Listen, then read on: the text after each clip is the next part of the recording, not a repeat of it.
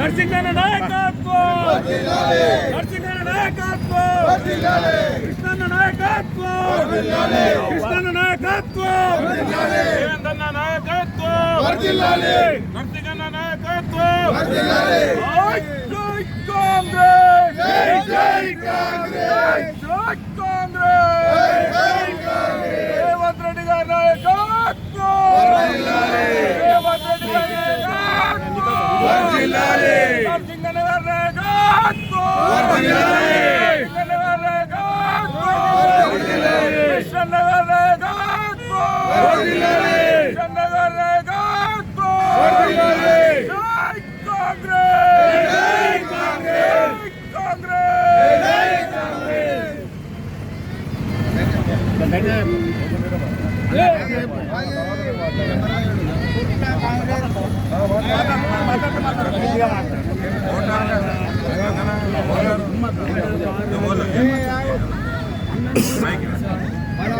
Congress party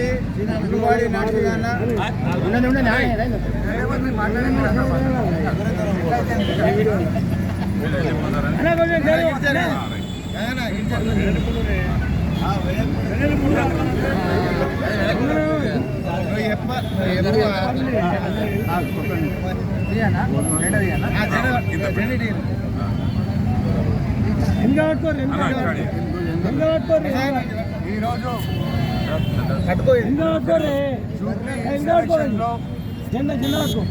Congress party భారీ విజయం సాధించింది. అక్కడ ఓటర్లు ఏదైతే ఉన్నారో నవీన్ యాదవ్ గారిని ఎమ్మెల్యేగా గెలిపించినందుకు వారందరికీ కూడా జూబ్లీహిల్స్ ఓటర్లందరికీ కూడా ధన్యవాదాలు తెలియజేస్తూ ప్రతిపక్ష పార్టీలు అన్ని అబద్ధాలను ప్రచారం చేసి నవీన్ యాదవ్ మీద విపరీతమైన దుష్ప్రచారం చేసి అబద్ధాలను ప్రచారం చేసినటువంటి కూడా ఇవాళ అక్కడ జూబ్లీహిల్స్ ప్రజలు టీఆర్ఎస్ పార్టీ అబద్ధాలను నమ్మకుండా ఇవాళ నవీన్ యాదవ్ గారిని గెలిపించడం జరిగింది. ముఖ్యంగా వాళ్ళందరికీ కూడా ధన్యవాదాలు తెలియజేస్తున్నాం.